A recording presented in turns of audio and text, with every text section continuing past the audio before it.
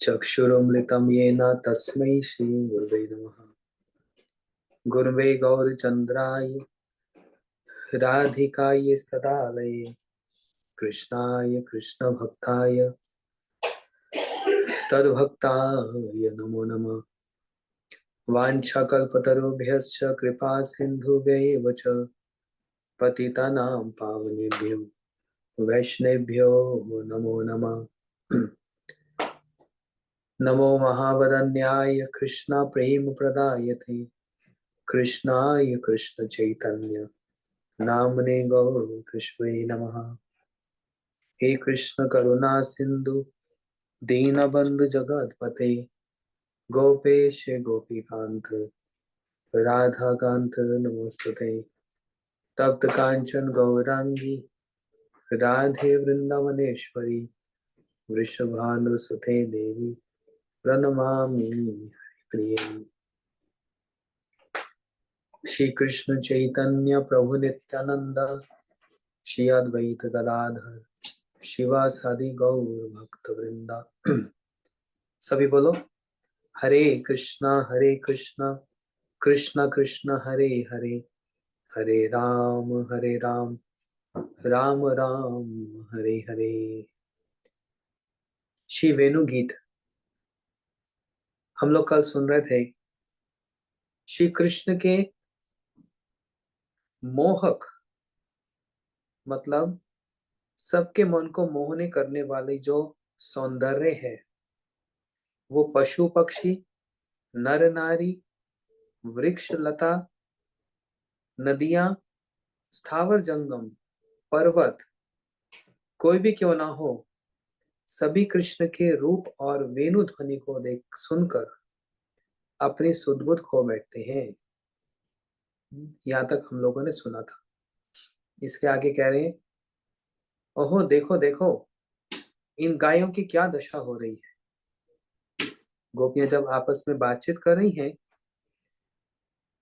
तो पास में विचरण करती हुई जो गैया हैं उन गैयों को देखकर उनकी ओर अपने भावों को आरोपण कर रही। इन गैया की दशा तो देखो कैसी हो रही है। जब ये गैया मधुर वेणु नाद सुनती है, मतलब जब ये गैया कृष्ण की मुरली की इस वेणु की नाद को सुनती हैं तब ऐसा लगता है मानो वह वेणु की जो ध्वनि है वो अमृत धारा प्रवाह के रूप में उनके कानों में प्रवेश कर रहा है। समझ रहे हैं? गोपियां कह रही हैं जब ये सुनती है वेणु ध्वनि सुनती है तो इनको कैसा लगता है जैसे अमृत की धारा। वेणु ध्वनि तो है ही, लेकिन वो वेणु कैसी है, अमृत की धारा उनके कानों में प्रवेश कर रही है। इसलिए वह झट चरना छोड़कर मुख को ऊपर उठा लेती है। कभी आप लोगों ने देखा होगा, हम लोग देखते हैं कार्तिक परिक्रमा में किसी स्थान पर हम लोग कीर्तन करते करते जाते हैं तो गाय और बछड़े जब घास खा रहे होते हैं तो कुछ शब्द सुनकर खाना छोड़ देते हैं, ऐसे मुंह करके बस देखने लग जाते हैं। कृष्ण की वेणु ध्वनि उन गैयों के कानों में जब प्रवेश करती है तो अब खाना पीना छोड़ देती है और उनका ध्यान किस में लग जाता है, उस वेणु ध्वनि को सुनने में। अपने कानों को ऊंचा करके बस उस वेणु ध्वनि को ही वे सुनने लगती हैं। इसलिए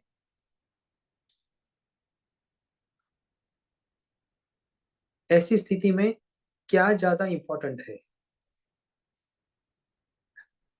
पेट भरना या कान भरना।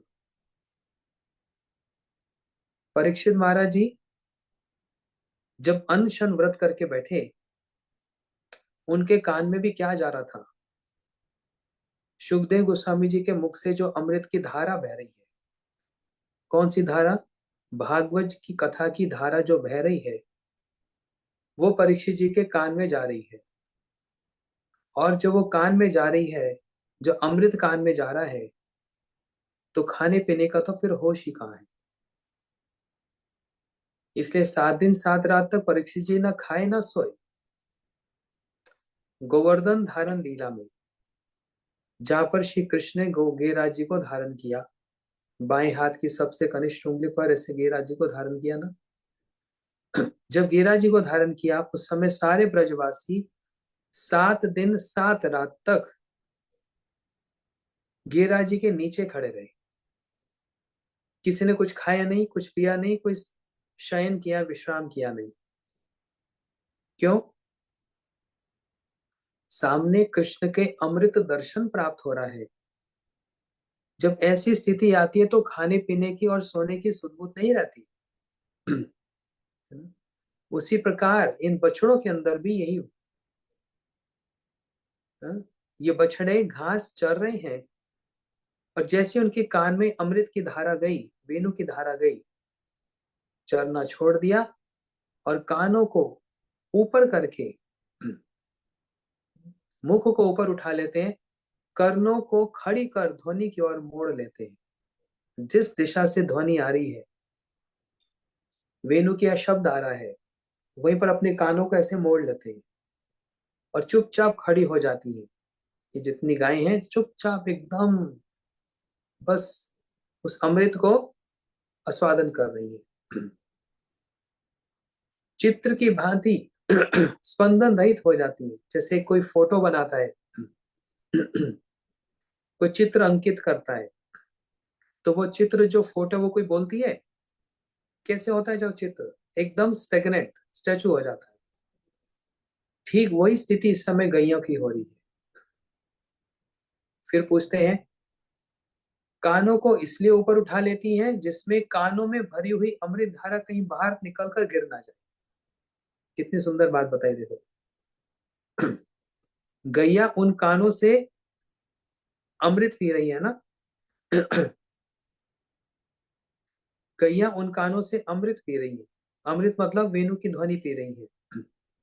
कान नीचा नहीं कर रही। क्यों? कहीं ये अमृत कान नीचा करने से बाहर ना निकल जाए, अंदर ही रहे। हम लोग कथा सुनते हैं, कीर्तन सुनते हैं ना, हमारे कान भी देखो ऊपर है कि नीचे है, ऐसे हैं। लेकिन फिर नींद आती है ना, कथा में नींद आती है तो कान कैसा हो जाता है? मुख नीचे हो जाता है और कान लटक जाता है और यहाँ से सारा अमृत बह जाता है बाहर। लेकिन देखो,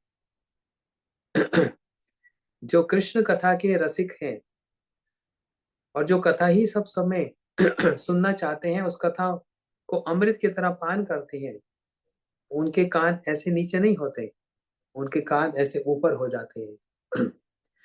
और जैसे कान ऊपर होते हैं और अपने खड़े हुए कानों से कृष्ण कथा उस अमृत की धारा को बार बार बार बार बार बार सुनते हैं। ये है कृष्ण कथा का गुण। अच्छा, गायों के कान कान नहीं है, वो क्या है? डोने हैं। डोना समझते हैं? Leaf cup. हम तो डोना में खाते हैं ना भारत में। डोना कैसे होता है? ऐसे। उसमें जो भी चीज डाली जाती है वो उसको ऐसे धारण कर लेता है, पकड़ लेता है। तो गैयों के कान कान नहीं है, डोने हैं जो उस अमृत की धारा को बस ऐसे होल्ड किए हुए हैं, धारण किए हुए हैं। और उन दोनों से अपने कानों से वेणु की ध्वनि, श्री कृष्ण के वेणु की ध्वनि को दोनों कानों से छक कर उसको पी रहे हैं।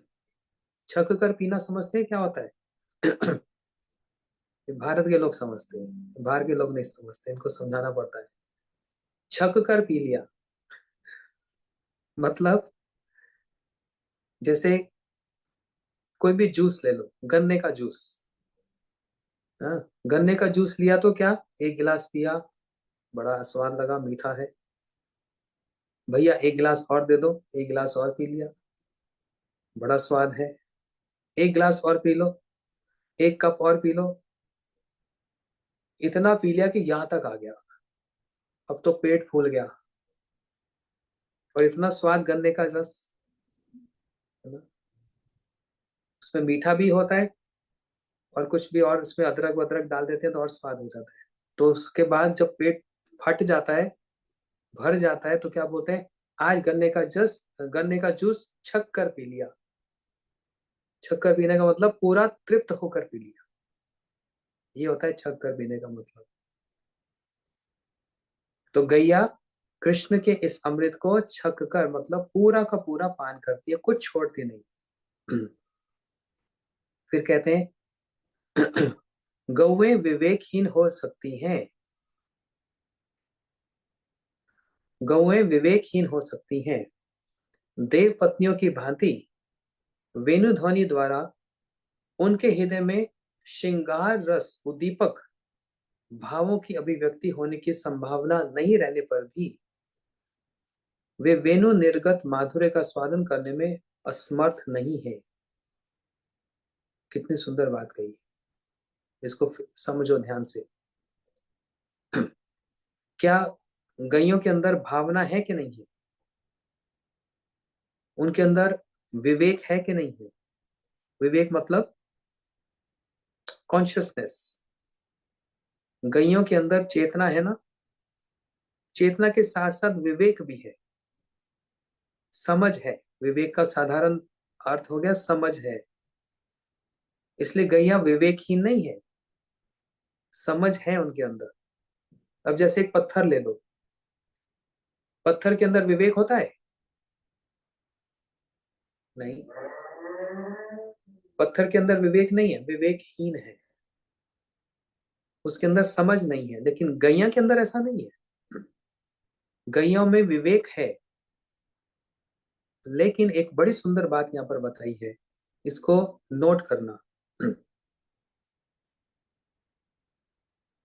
जब देव पत्नियां, देवियां आकाश मार्ग में कृष्ण की वेणु को सुनती हैं, अब वो रमणियां हैं, स्त्रियां हैं, है ना, देवियां है ना, उनके अंदर श्रृंगार रस उद्दीपक भावों की अभिव्यक्ति की संभावना नहीं रहने पर भी, कैसे समझाऊं, उनके अंदर माधुर्य रस का जो उद्दीपन होता है, जैसे वृंदावन की गोपियों में श्रृंगार रस का मतलब होता है, श्रृंगार मतलब वो नहीं समझना ये श्रृंगार कर लिया, ये पहन लिया, ये नहीं। श्रृंगार रस होता है माधुर्य रस, जो गोपियों का कृष्ण के प्रति जो भाव है, ये है श्रृंगार रस। इसको श्रृंगार रस कहते हैं, जो लोग सीखना चाहते हैं उनके लिए। और दूसरे शब्द में इसको कहा जाता है माधुर्य रस। जब देवियां इनको सुनती हैं, कृष्ण की वेणु को सुनती हैं, तो उनके अंदर माधुर्य रस का उद्दीपन हो जाता है, स्टिमुलेशन हो जाता है माधुर्य रस का। लेकिन क्या गैयों के अंदर भी होता है? कहाँ स्वर्ग की देवियां जो स्त्री जाति है, फीमेल सेक्शन, उनके अंदर तो ये हो सकता है। क्या गैयों के अंदर भी होता है? इसी को ही यहाँ पर पॉइंट आउट कर रहे हैं, क्या गैयों के अंदर भी ऐसा होता है? तो इसलिए यहाँ पर कह रहे हैं, पहले सुन लो फिर समझाता हूं। देव पत्नियों की भांति वेणु ध्वनि द्वारा उनके हृदय में श्रृंगार रस उद्दीपक भावों की अभिव्यक्ति होने की संभावना नहीं रहने पर भी वे वेणु निर्गत माधुर्य का स्वादन करने में असमर्थ नहीं है, अथवा वेणु ध्वनि भी पशु पक्षियों के निकट अपने माधुर्य का प्रकाश करने में सक्षम नहीं है। अभी आपने सुन लिया, अब इसको समझाता हूं। ध्यान से समझना। क्या गैया, जो गैया हैं, क्या स्वर्ग की देवियों की तरह इनके अंदर भावना हो सकती है? नहीं, गैया रमणियां नहीं है, स्वर्ग की देवियां रमणियां हैं। कृष्ण की वेणु ध्वनि सुनकर उनके अंदर माधुर्य रस का, उस गोपी भाव, उस गोपी प्रेम का उद्दीपन हो सकता है, स्टिमुलेशन हो सकता है, लेकिन गैयों के अंदर तो नहीं हो सकता। गैया कैसी हैं? वात्सल्यमयी है, उनके अंदर वात्सल्य भाव है। लेकिन वेणु ध्वनि की एक ऐसी विशेषता है, एक ऐसी खूबी है कि गैया समर्थ नहीं होने पर भी, माधुर्य रस में गैया नहीं आ सकती, लेकिन वेणु ध्वनि की कोई सीमा नहीं है, उस पर कोई अंकुश नहीं है, कोई उसका बैरियर नहीं है। इसलिए वो वेणु ध्वनि गैयों के कान में भी जाती है, उनके अंदर भी माधुर्य का संचारण कर देती है, गैयों के अंदर भी। ये है इंपॉर्टेंट पॉइंट यहाँ पर, ये इसकी विशेषता है। और पशु पक्षियों के निकट अपने माधुर्य का प्रकाश करने में असक्षम नहीं है। वेणु की जो ध्वनि है उसकी कोई सीमा नहीं है। कहाँ सख्य रस, कहाँ माधुर्य रस, कहाँ पशु पक्षी और गैया, और कहाँ गोपियों का माधुर्य भाव, है ना? कंपैरिजन ही नहीं है ना। नहीं होने पर भी हाँ, वेणु की जो एक शक्ति है, वेणु ध्वनि की जो एक शक्ति है, वो सबके कानों में जाकर अपना माधुर्य प्रकाशित करने में सक्षम है। सबके कानों में जाकर अपना माधुर्य, मतलब वो जो स्वीटनेस है, वो वेणु ध्वनि उसमें माधुर्य को प्रकट कर सकती है। ये उसकी चमत्कारिकता है।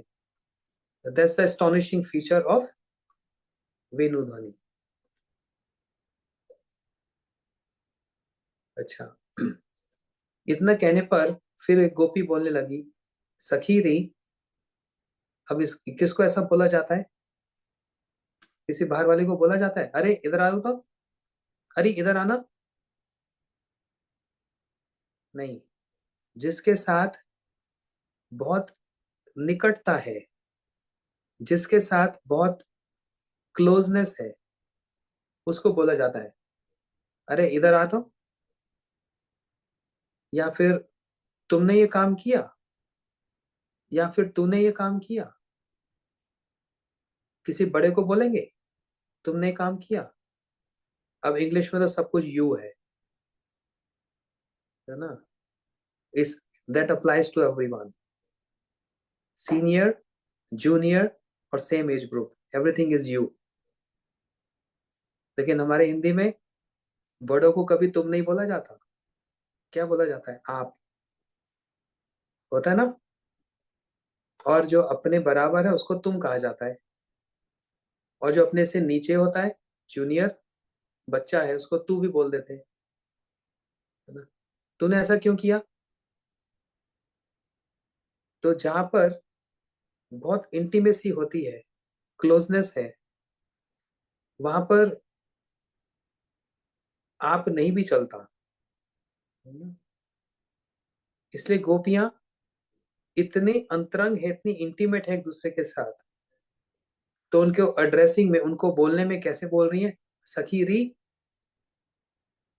ये उनका बोलने का एक तरीका है, संबोधन है, एड्रेसिंग है। सखी री, कृष्ण के मुख चंद्र से निर्गलित वेणुनाद अमृत की धारा जब गायों के कर्ण कुहर में प्रविष्ट होती है, तब अपनी विवेक रहित बुद्धि के द्वारा वे स्वर लहरी नहीं समझ पाती।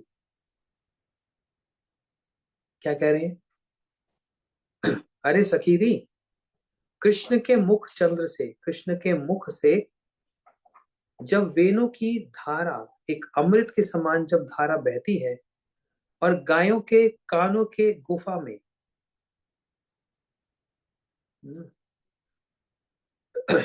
ये कान के छिद्र कैसे हैं? इसको केव बोलते हैं, गुफा। कान कुहर, कुहर मतलब गुफा। एक कान का गुफा है और एक हृदय की गुफा है। गुफा समझते हैं सब लोग? केव, कभी केव में गए, गुफा में गए?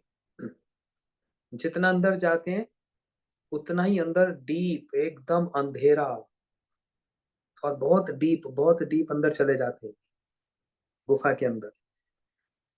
ये कान की गुफा भी ऐसी है। तो शास्त्रों में दो गुफाओं के संबंध में बतलाया गया।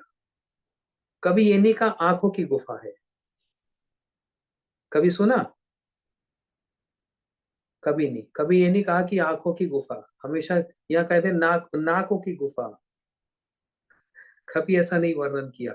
दो ही कुहरों का वर्णन हुआ है, दो ही गुफों का वर्णन हुआ है, एक कान का और एक हृदय का। जैसे कल मैंने एक श्लोक बताया था, यद अनुचित लीला कर्ण पीयूष विपुरट। ये कानों की गुफा में कृष्ण कथा चली जाती है तो वही साक्षात कृष्ण दर्शन होता है, और उसके होने पर ही उसका अफेक्ट या प्रतिक्रिया निश्चित रूप से होगी ही होगी। अगर कोई शुद्ध हिंदी सीखना चाहता है तो सीख लो। इसकी प्रतिक्रिया मतलब इसकी रिएक्शन होगी ही होगी अगर एक बार कृष्ण कथा कान में चली गई। तो हमेशा आप भागवत जी पढ़ेंगे या गुरुदेव के ग्रंथ पढ़ेंगे, उसमें कर्ण कुहर लिखा होगा, है कि नहीं? पढ़ते हैं ना शास्त्र मनी मंजरी। कर्ण कुहर, कानों की गुफा में वो प्रवेश हो जाती है। ऐसे हृदय की गुफा के संबंध में भी बताया गया ना। बताओ कौन सा श्लोक है, दिमाग लगाओ। हृदय की गुफा के संबंध में भी कहा गया है, सदा हृदय कंद्रेशु सुरत वे सचिनंदना। आता है श्लोक, अनर्पितम चरिम चिरात कारुण्यवतीन कलो समर्पयितुम उन्नतुजरसाम स्वभक्ति श्रियम हरि पुरद्दुति कदम्ब संदीपिता सदा हृदय कंदरेशु। हृदय के कंदरा में मतलब हृदय के गुफा में श्री महाप्रभु जी प्रकाशित हो जाए। सुरत वे सचिनंदन, महाप्रभु प्रकाशित हो जाए मतलब महाप्रभु आपकी वदन्यता, जेनरोसिटी, आपके जो गुण हैं, आपकी जो महिमा है, वो हमारे हृदय में भी नहीं, हृदय के गुफा में, बिल्कुल डीप इनसाइड हार्ट। जैसे बोलते हैं ना, मैं आपको पसंद करता हूं अपने हृदय के अंदर से, I like you from the deep bottom of my heart. तो what is the bottom means? There is up and down, this left and right. Bottom of the heart means cave of the heart, बहुत अंतरंग में। तो इस प्रार्थना में रूप गोस्वामी जी ने क्या कह रहे, सदा हृदय कंदरेशु स्फुरतवे सचिनंदना। हमारे हृदय की उस गुफा में सचिनंदन स्फुरित हो जाए। स्फुरित हो जाए मतलब क्या? बस आपका रूप सामने आ जाए? नहीं, आपकी जो वदन्यता है, जेनरोसिटी है, आपके जो गुण हैं, वो हमारे हृदय में स्फूर्ति को प्राप्त हो जाए। तो देखो, शास्त्रों में जब भी आप कहीं पढ़ेंगे, इंग्लिश हो या हिंदी, दो ही केव्स का वर्णन आता है, कान के और हृदय के, है ना। और कपिल भगवान ने क्या कनेक्शन किया कान का और हृदय का? ये बच्चे समझ गए। कौन सा श्लोक? कान और हृदय का जो रिलेशन है, भूल गया मैं। सतांग प्रसंगम विज संविदो भवंति हित कर्ण रसायन कथा, है ना। कपिल भगवान माता देवहूति से क्या कह रहे, हे माता, मेरे भक्तों का संग करो, उनके मुख से एक ऐसी वीर्यवती हरि कथा निकलती है, भवंती, और कैसी? हित और कर्ण रसायन कथा।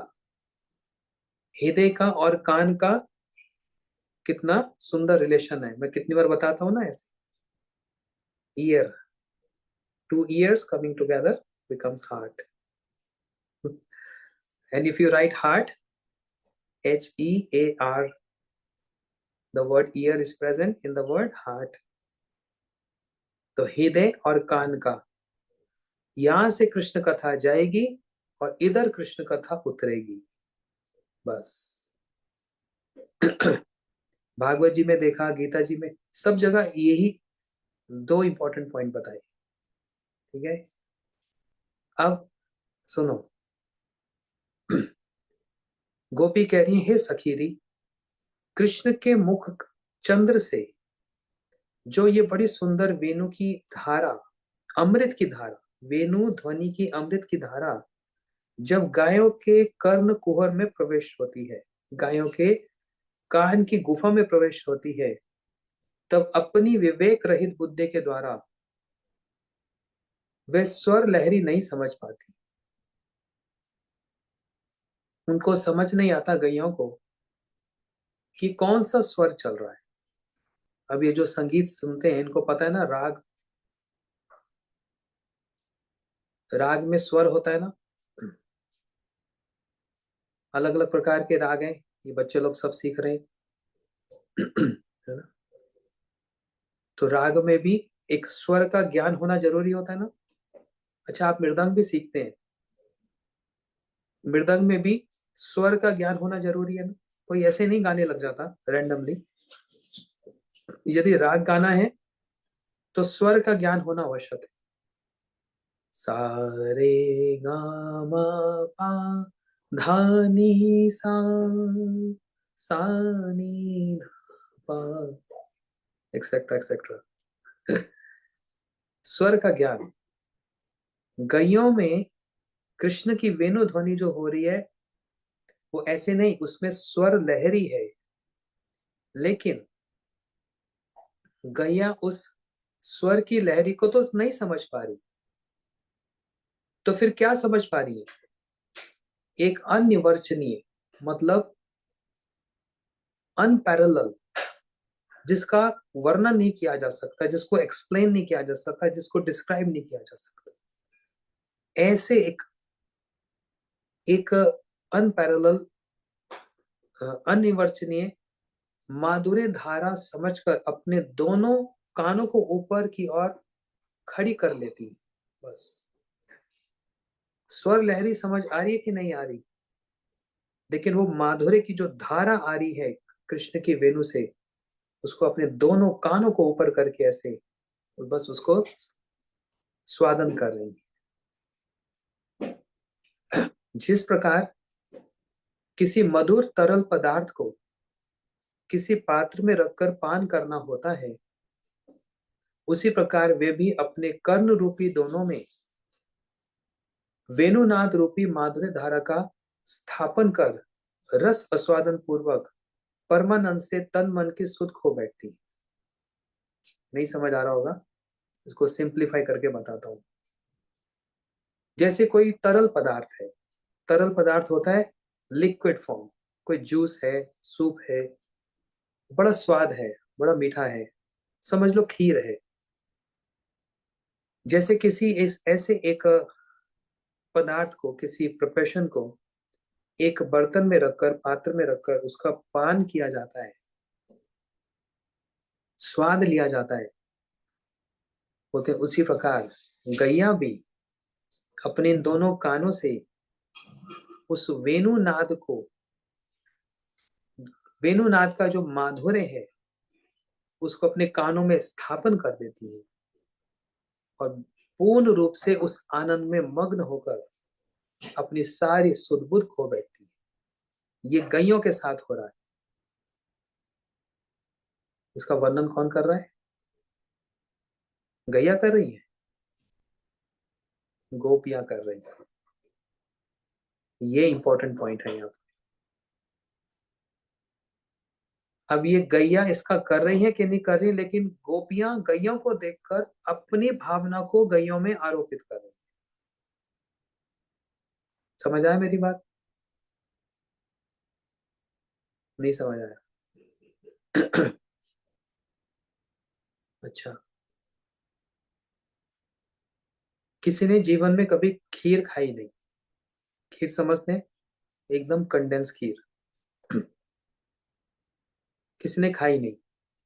और दूसरा व्यक्ति जो सब समय रोज खीर ही खाता है, वो अमृत केली खीर, गाढ़ी खीर को खा रहा है और स्वाद ले रहा है। और भूखा व्यक्ति उसको देखे जा रहा है। अब जो रोज खीर खाता है उसको खीर का स्वाद पता है। भूखे व्यक्ति को खीर दी गई और जैसे वो खीर खा रहा है, जो रोज खाता है उसको पता स्वाद क्या है, और वो अपनी भावना उस भूखे व्यक्ति में आरोपित करता है। हाँ देखो, इसको अभी केसर का स्वाद आ रहा होगा। हाँ देखो, इसके अंदर अभी बादाम का स्वाद आ रहा होगा। हाँ, किशमिश मेवा पड़ा है। ओहो हो। तो बोलते बोलते तो मुंह में पानी आ गया, अपने ही मुंह में पानी आ गया। और सामने खीर आ जाए तो फिर कैसा हो। गोपियां इसका वर्णन कर रही हैं। गइयों को आस्वादन हो रहा है कि नहीं हो रहा, लेकिन गोपियां इस दृश्य को अपनी भावना के अनुसार गइयों में देख रही है। समझ आई बात? सिर हिलाओ समझ आई तो। हाँ, बहुत अच्छा है। सबके सिर हिल रहे हैं ऐसे। अच्छा। हम्म। ये गायें भी कृष्ण को बड़ी प्यारी है। कृष्ण बचपन में सखाओं के साथ ब्रज के निकट मनोहर वनों में इन बछड़ों को चराया करते थे। आज वो बछड़े बड़े हो गए, गैया हो गई, लेकिन कृष्ण बाल्यकाल में, बचपन में जब ये बछड़े होते थे, तब से कृष्ण इनको वन में ले जाते और घास चराते थे। आज ये बछड़े बड़े हो चुके हैं, आज वो गैया बन चुकी है। कृष्ण अपने हाथों से, हाथ भी नहीं बताया, हस्त कमल, कमल जैसे सुंदर कोमल हस्तों के द्वारा उन गैयों को नहलाते थे, पुचकारते थे, पैटिंग। उनकी पीठ और कोमल लोरियों को प्रेम पूर्वक सहलाते थे। कृष्ण उनकी पीठ को ऐसे ऐसे सुंदर सहलाते थे। बड़ी होने पर वे कृष्ण के अतिरिक्त किसी के साथ चरने नहीं जाती थी। मतलब गैया की भी तो जिद हो जाती है। बचपन से कन्हैया के साथ वन में जाती। कन्हैया कितना प्रेम करते गैया को, देखा तो। उनको नहलाते अपने हाथों से, खिलाते, पुचकारते, प्रेम करते। आज वो गैया बड़ी हो गई, इसलिए वो गैया अब किसी और के साथ जाना नहीं चाहती। अब वो नंद बाबा के साथ नहीं जाएंगी, अब वो जाएंगी तो कन्हैया के साथ ही जाएंगी। इसलिए कृष्ण को ही स्वयं उन्हें चराने के लिए जाना पड़ता है। अतः वे बचपन से ही कृष्ण की बड़ी प्यारी है। यदि कोई कहे इसी कारण से कृष्ण गायों को बहुत प्यारे हैं, विवेकहीन होने पर भी वे कृष्ण को प्यार करती हैं, और इसलिए कृष्ण के वेणुनाद को सुनकर वे ठगी सी रह जाती हैं, तो सखी ऐसा नहीं है। प्रश्न सोचो। दोबारा से सुनो। गोपी एक प्रश्न उठा रही है। क्या प्रश्न है? जो कृष्ण है, अभी तो बड़े हो गए, लेकिन जब ये छोटे थे, बचपन में इन बछड़ों को खिलाते थे, नहलाते थे, प्रेम करते थे। अब ये बड़ी हो गई। अब ये गैया जब बड़ी हो गई, अब और किसी के साथ जाना ही नहीं चाहती, एकमात्र कृष्ण के साथ जाना चाहती। अतः वे बचपन से ही कृष्ण की बड़ी प्यारी है। कौन? गैया। देखो, कृष्ण इतने चतुर हैं, इतने चालाक हैं। जैसे भागवत जी में बतलाया, अभिज्ञा स्वराट। समझना इस बात को। कौन सा श्लोक है? भागवत जी का प्रथम श्लोक। सभी लोग इस श्लोक को याद करेंगे। आप कहेंगे हमसे नहीं होगा। प्रयास किया? रोज एक चीज को पढ़ोगे तो याद हो जाएगी। रोज 1 महीना लग जाएगा, 6 महीना लग जाएगा, अरे अगले साल कार्तिक तक तो हो जाएगा। रोज इसको पढ़ लो। फर्स्ट श्लोक, जन्मादस्य यतः अन्वय इतरेश्चार्थेषु अभिज्ञ स्वराट। अभिज्ञ का मतलब क्या है? कृष्ण अभिज्ञ है। किस चीज की अभिज्ञ? अभिज्ञ का मतलब होता है सब जानते हैं और सब समझते हैं। किस वस्तु में अभिज्ञ है? मेरा अवतार क्यों हुआ है, इस वस्तु से अभिज्ञ है। मेरे को इस पृथ्वी पर क्यों आना पड़ा? प्रेम रस निर्जास कोरित स्वादन, प्रेम का स्वादन करने के लिए अभिज्ञ है, जानते हैं। मेरे को अभी भविष्य में, फ्यूचर में क्या क्या लीला करनी है, इस बात से अभिज्ञ है, जानते हैं। है ना? इसलिए बचपन से ही एक तो वेणु और एक गैया चराना, इस दोनों का कृष्ण ने अभ्यास कर लिया। बहुत ध्यान से समझना, कितने चालाक है। पूरा प्लान सेट है। बोलते हैं ना, यू हैव एनी प्लान्स? हाँ, I am scheduling my plan. मेरा पूरा प्लान है, मेरे को अगले साल क्या करना है, उसके अगले साल क्या करना है, 5 साल के बाद क्या करना है, पूरा प्लान है। कन्हैया भी पूरा प्लान लेके बैठे हैं। बचपन से ही वेणु बजाने का अभ्यास चल रहा है। हालांकि कन्हैया को अभ्यास की आवश्यकता नहीं है, तो सब जानते हैं, अभिज्ञ है ना। लेकिन पृथ्वी पर आए हैं और साधारण ह्यूमन लाइक पास टाइम, मनुष्योचित लीला कर रहे हैं ना। उस साधारण बालक और मनुष्य की लीला के अनुसार ऐसा दिखाया जा रहा है, या कृष्ण दिखला रहे हैं कि मैं वंशी बजाने का अभ्यास कर रहा हूं, प्रैक्टिस कर रहा हूं। इस बात को लिखा कवि कर्पूर गोस्वामी ने आनंद वृंदावन चंपू में लिखा। ये अभ्यास क्यों कर रहे हैं? भविष्य में ये वेणु बड़ी काम आएगी। क्या काम आएगी वेणु? अरे इसको बजाकर गोपियों को बुलाना है। लेकिन उसकी प्रैक्टिस कब से चल रही है? बचपन से चल रही है। पूरा एकदम प्लान सेट है। बाल्य लीला में तो ये कर नहीं सकते। बाल्य लीला में वंशी बजाकर गोपियों का आकर्षण करेंगे? नहीं। उसके बाद जो पौगंड और किशोर लीला है, उसमें वंशी बजाकर सबको आकर्षित करेंगे। लेकिन रैंडमली एक दिन ही ऐसे वंशी उठाकर बजाने लग जाएंगे तो सबको डाउट हो जाएगा। अब किसी को डाउट ना हो इसलिए बचपन से वंशी बजाने लग गए। हाँ, ये तो मैं बचपन से बजा रहा हूँ, कोई नई बात थोड़ा है। है ना? और दूसरी बात, क्यों नंद बाबा के पीछे पड़ गए मेरे को बछड़ चराने ले जाने? समझ आ गई? सबको हिंट पता लग गया। कितने चालाक हैं। वो बछड़े बड़े होकर बड़े हो जाएंगे, गैया बन जाएंगी और कृष्ण के साथ ममता पॉजेसिव हो जाएंगी, और कृष्ण के साथ ही वन में जाना ही पड़ेगा। गई कृष्ण को गैया को लेकर वन में जाना ही पड़ेगा। और यही तो बहाना मिल गया अब गोपियों से मिलने का, राधा जी से मिलने का। इसलिए वेणु और गैया, इन दोनों ने तो बड़ी सहायता की ठाकुर जी को राधा जी से मिलाने का, गोपियों से मिलने का। समझ आई बात? हम्म। अब देखो आगे सुनो।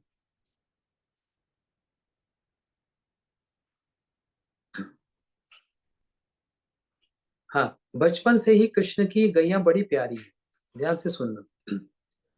यदि कोई ये कहे, अब प्रश्न उठा रहे हैं, यदि कोई ये कहे कि इसी कारण से कृष्ण गायों को बहुत प्यारे हैं, विवेकहीन होने पर भी वे कृष्ण को प्यार करती हैं। गैयों के अंदर विवेक नहीं, पशु जाति है ना, विवेकहीन होने पर भी कृष्ण को प्यार करती हैं। और इसलिए कृष्ण के वेणुनाद को सुनकर वे ठगी सी रह जाती हैं। तो हे सखी, ऐसा नहीं है। प्रश्न है, यदि कहो कि इसी कारण से कृष्ण गायों को बहुत प्यारे हैं, और गैया भी विवेकहीन होने पर भी कृष्ण को बड़ा प्यार करती है, और इसलिए कृष्ण की वेणुनाद सुनकर एकदम खड़ी की खड़ी रह जाती है। तो सखी बोल रही है, नहीं नहीं नहीं, ऐसी बात नहीं है। एक बार गोवत्सों की और तनिक देख, जरा देख, इन बछड़ों की तरफ देख। ये सारे बछड़े जिनकी आयु मात्र 3-4 दिन की है, जो अभी अपनी माता गैया का स्तनपान करती हैं, दूध पीती हैं, और किसी और वस्तु से अभी परिचित नहीं है, वे भी कृष्ण के सुमधुर वेणुनाद को सुनकर कैसी सुदबुद बेसुध हो रही हैं। गोपी ने इसका उत्तर क्या दिया? अरे बड़ी गैया को तो छोड़ दे, ये जो 2 दिन पहले बछड़े ने जन्म लिया है, 3 दिन पहले, जिसको अभी खड़ा भी होना नहीं आता, और जिसको अब गैया का दूध पीने के अतिरिक्त और कोई काम है ही नहीं। कभी देखा नवजात नया बछड़ा कोई जन्म लिया हो, देखा? उस बछड़े को कोई सुध बुध नहीं होती। अच्छा, घर में बच्चा भी जन्म लेता है, उसको सुध बुध होती है? उसको बस एक ही उसको काम है, अपनी माँ का दूध पीना है बस। बच्चे को भी और बछड़े को भी बस अपनी गैया का दूध पीना है उसको, और कोई भी लेना देना नहीं, कुछ भी लेना देना नहीं।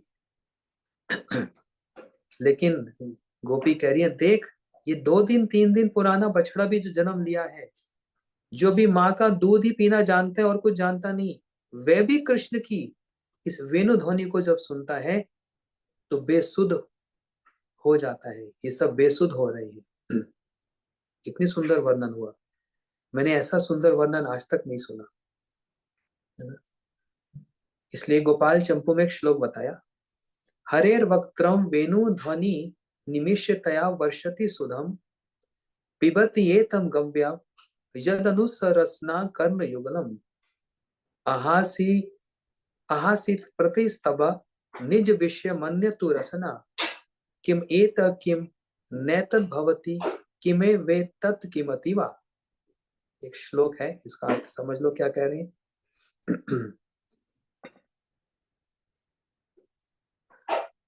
अर्थात मतलब, किसी को संस्कृत आती है तो उसका मतलब समझ गए होंगे, है ना?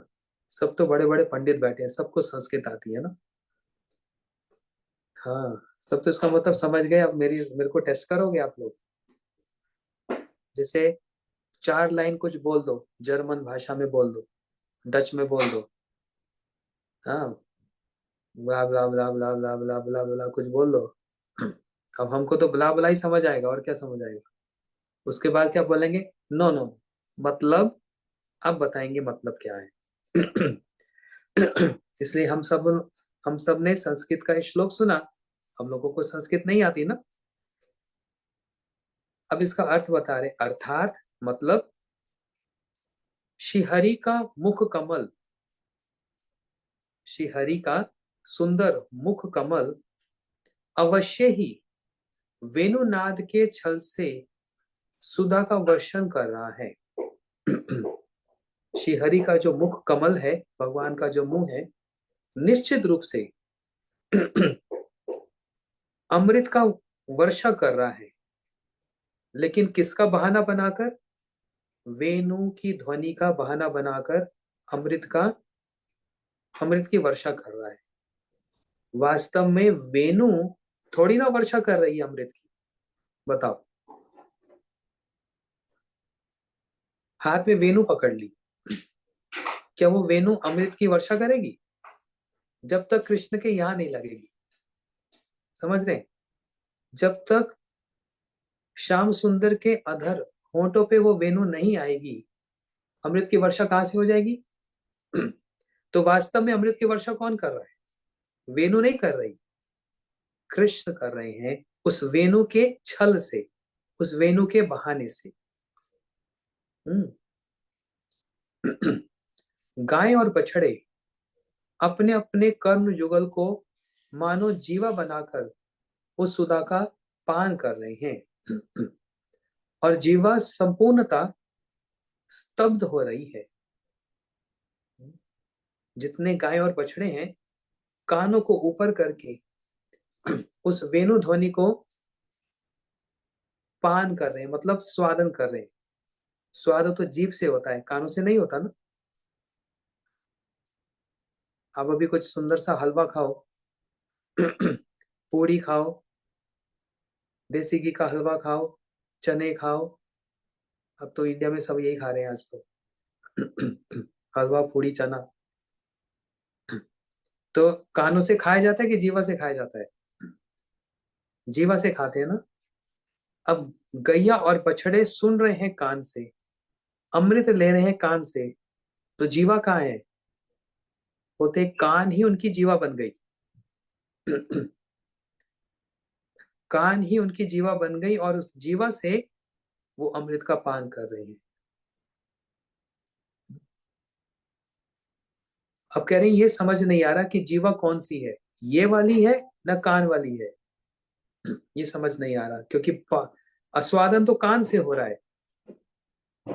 कृष्ण की वेणुनाद अमृत लहरी, भगवान की, कृष्ण की जो वेणु ध्वनि है उसका जो अमृत है, जब गायों के कर्ण विवर में प्रवेश करती है, गायों के कान की गुफा में जो प्रवेश करती है, तब उनके हृदय में एक अवर्णनीय अपने भाव का विकास होता है।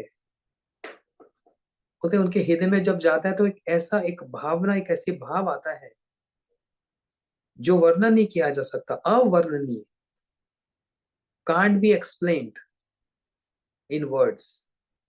शब्दों के द्वारा उसका वर्णन नहीं किया जा सकता। ऐसा उनके हृदय में एक भाव आता है जिस भाव से उनका हृदय द्रवीभूत हो जाता है। स्तन से स्वतः प्रबल वेग से दुग्ध धारा झरने लगती है। गायों के जो स्तन हैं वहां से अपने आप ही दूध बहने लग जाता है। साधारणता अपने बच्चों को देखकर वात्सल्य वशता दूध की धारा निकलती है, किंतु इस वृंदावन में विचरण करने वाली कृष्ण की प्यारी गायों के स्तनों से इस प्रकार दूध शरित नहीं होता है। क्या सुंदर बात है। बड़ा इसको तो कहने में इतना स्वाद आ रहा है। गाय के थनों से कभी देखा? गाय के थनों से दूध कब निकलता है? ऐसे ही हो जाता है, मतलब गाय खड़ी है और दूध निकलता रहेगा?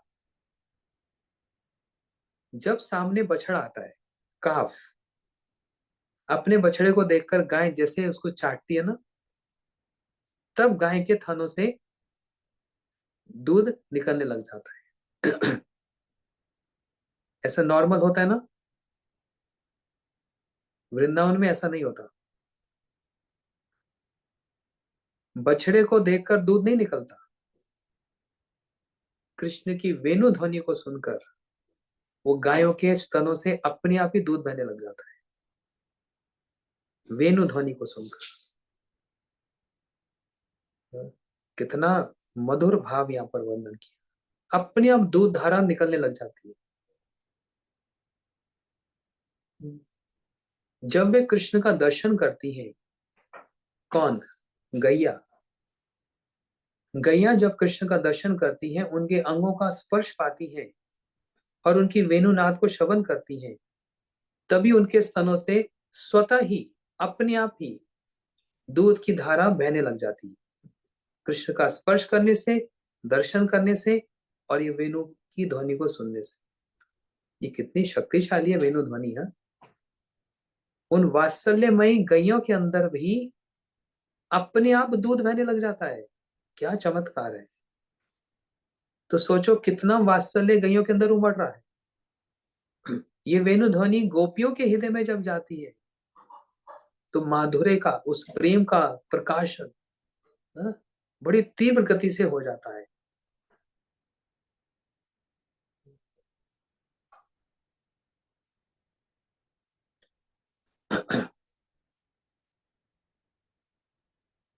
और क्या कह रहे हैं, कृष्ण के वेणुनाद को श्रवण किए बिना गायों के स्तन में दूध नहीं आता।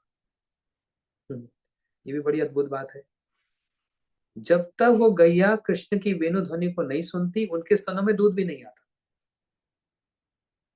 माता के स्तनों में दूध कब आता है, गैयों के स्तनों में दूध कब आता है, जब बछड़ा जन्म लेता है, वात्सल्य उमड़ता है, इसलिए आता है ना। लेकिन कृष्ण के वेणुनाद को श्रवण किए बिना जब तक वो वेणु को नहीं सुनती, उनके स्तन में दूध ही नहीं आता। किंतु कृष्ण के दर्शन, स्पर्श और वेणु की ध्वनि को सुनकर अपने आप स्तनों से दूध निकलकर बछड़ों के मुंह में पूरा कर देती है। बछड़े उस दूध को पी लेते हैं।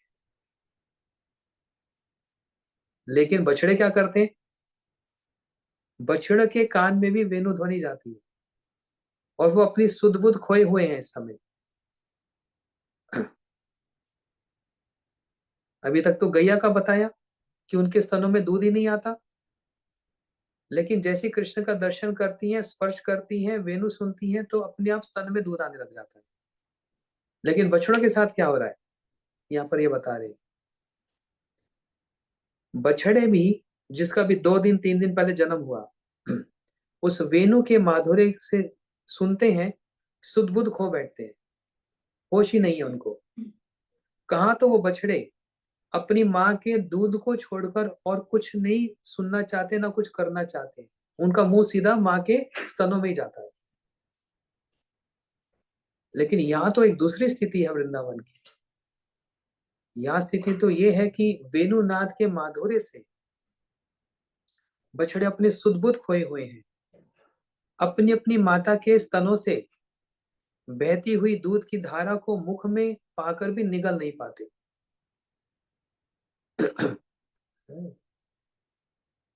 कहा तो बछड़ा दौड़ा दौड़ा मैया के पास जाकर दूध पीता है, लेकिन गैया स्वयं बछड़े के पास आती है, मेरा दूध पी ले। और बछड़े को सुध बुद्धि नहीं है, होश ही नहीं है। फिर भी बछड़ा से मुंह लगाता है, अपनी माँ का दूध पीता है, दूध यहाँ मुंह में ही रह जाता है, इधर अंदर जा ही नहीं रहा। कैसा है चमत्कार है, दूध यहीं पर ही गले में अटका हुआ है, गले मुंह में, अंदर जा ही नहीं रहा है। क्यों, पूरा का पूरा शरीर भरा हुआ है, किससे, वेणु की ध्वनि से। अब स्पेस हो तो अंदर जाए, कोई रूम हो, कोई स्थान हो तो अंदर जाए, वो सारा स्पेस तो ऑक्यूपाइड हो गया, किससे हो गया, वेणु की ध्वनि से। वो बछड़े भी दूध की धारा को मुख में रखकर भी निगल नहीं पाते, क्योंकि वेणुनाद को श्रवण करके वे आनंद से इस प्रकार भर जाते हैं, विवश हो जाते हैं, हेल्पलेस हो जाते हैं, कि माताओं के, गैयों के स्तनों से दूध की धार बहती चली जाती है, लेकिन इनके गले के नीचे से नहीं उतरने के कारण वे धारा गले से नीचे नहीं उतरने के कारण उनके कपोलों से होते हुए भूतल पर गिरने लग जाती है। बछड़े दूध पी नहीं पाते, माँ के स्तन से दूध बह जा रहा है, बह जा रहा है, बह जा रहा है, और बछड़े उसको पी रहे हैं, लेकिन यहाँ तक ही है, अंदर तो निकल नहीं रहा। तो मुंह में कितना धारण कर सकते हैं, एक लिमिट है ना मुंह में रखने की भी। जब वो ओवरफ्लो हो रहा है मुंह से, तो उनके गालों से, कपोलों से वो दूध भूमि पर गिरता जा रहा है, गैया का दूध, बछड़े पी नहीं पा रहे।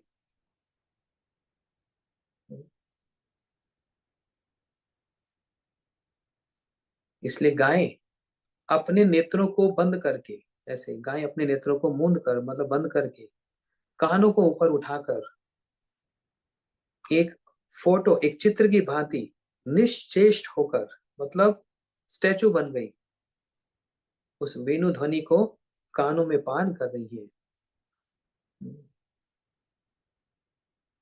गाय के मुंह में सब समय घास रहती है, तृण रहता है, लेकिन वो मुंह में अटका ही हुआ है, उसको चबा ही नहीं रही, उस घास को अंदर निकल ही नहीं रही। क्योंकि सुध बुद्धि नहीं है। ये है स्थिति इस वेणु ध्वनि की। बताओ कितनी पावरफुल है। इसलिए मैं भागवत कथा में बताता हूं ना, द्वारका में कृष्ण ने द्वारका में कृष्ण के हाथ में कौन सा अस्त्र था? सुदर्शन। और वृंदावन में वेणु। इससे बढ़कर कोई अस्त्र हो सकता है?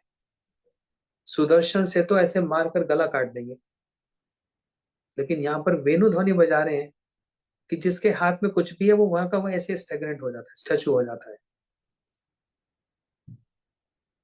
नर नारी इनको तो छोड़ो, गैया और बछड़ों की ये स्थिति हो रही है। बताओ, कल का 2 दिन पुराना बछड़ा अभी जन्म लिया, उसकी स्थिति हो रही है, वो दूध नहीं पी रहा, गायें चर नहीं रही हैं। किस कारण से? इनके कानों में वेणु ध्वनि का अमृत जा रहा है। और उसको कौन फूक रहा है, कौन बजा रहा है? कोई साधारण म्यूजिशियन नहीं है, कोई फ्लूट प्लेयर नहीं है। इसको बजा रहे हैं भगवान, इनको बजा रहे हैं कृष्ण, जिनके होठों में अमृत ही अमृत है, जिनकी कथा में अमृत ही अमृत है। तव कथामृतम तप्त जीवनम है। इनका हर कुछ अमृत ही है। ये है वेणु गीत। अब सुनेंगे कल, नहीं कल नहीं, कल कथा नहीं होगी, कल रामनवमी। कल राम जी के गुणगान सुनेंगे, कल धनुष्मान की कथा सुनेंगे। कृष्ण वेणु बजाते और राम जी धनुष्बाण। लेकिन रामलीला माधुर्य से भरी पड़ी है। हाथ में तो अस्त्र शस्त्र है। देखो कैसा राम जी का स्वरूप कैसा कंट्रोवर्शियल है, कॉन्ट्रारी है। हाथ में धनुष बाण है। जब भी कहीं मंदिर में जाओ, किसी फोटो में देखो, या उनका जो वर्णन आता है, हाथ में धनुष बाण है और नेत्रों में करुणा भरी पड़ी है। राम जी के नेत्रों में करुणा भरी पड़ी है और चरित्र में मर्यादा भरी पड़ी है, और हाथों में धनुष बाण धरा हुआ है। किसी के हाथ में वेपन हो, धनुष बाण हो, क्षत्रिय हो, तो उसकी उनका आउटलुक कैसा होता है, उनका व्यक्तित्व कैसा होता है? क्षत्रिय है, मार डालेंगे, गुस्से वाला। जैसे परशुराम जी है ना, हाथ में फरसा लिया हुआ है, लेकिन करुणा निधान। राम जी को कहा जाता है, हाँ, हे राम करुणा निधान। राम जी करुणा के निधान, नेत्रों से बस करुणा ही बहती है, हाथ में भले धनुष बाण हो। और श्री चरणों में नेत्रों से करुणा, हाथ में धनुष बाण, और श्री चरणों में पतितों को स्थान प्राप्त होता है। ये राम जी की महिमा। इसलिए कल रामनवमी है, हम लोग सब उपवास करेंगे, राम जी के निकटवास करेंगे, उनकी कथा सुनेंगे, जो जहाँ पर हैं इंडिया में, अलग अलग स्थान पर। हमारे यहाँ पर भी कल 12 बजे, हमारे 12 बजे न्यूयॉर्क में कार्यक्रम है, कीर्तन होगा। आप जहाँ पर भी हैं, राम जी का जन्म कीर्तन गाना, भय प्रकट कृपाला दीन दयाला कौशल्या हितकारी, है ना। फिर मंडे को हम, कल राम जी की कृपा ले लें, मंडे को, सोमवार को फिर वेणु गीत को श्रवण करेंगे, है ना। बोलो सियावर रामचंद्र की। आज आपको बड़ा सुंदर श्रृंगार का दर्शन कराता हूँ, ठाकुर जी का। करेंगे दर्शन? देखो, बड़ा सुंदर दर्शन।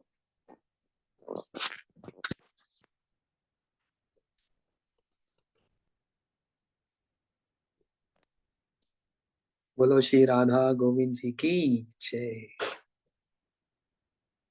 देखा कैसा श्रृंगार है, चरणों से लेकर मस्तक तक। अब समझ नहीं आ रहा दोनों में से कौन ज्यादा प्यारा है। लेकिन सब जानते हैं कौन ज्यादा प्यारा है। बोलो श्री राधा रानी की ना। और इनकी कृपा कहाँ से मिलेगी? फिर देखो ये कितने सुंदर है, संकीर्तन कर रहे हैं श्री श्री गौर नित्यानंद प्रभु की। फिर ये देखो चुटके से गोपाल जी, इनकी शोभा तो एक अपूर्व शोभा, ये तो सबसे ज्यादा यही हाईलाइट हो रहे हैं। श्री गिरिराज जी की पूरा पैकेज है यहाँ पर ठाकुर जी का। शिवेनु गीत की जय।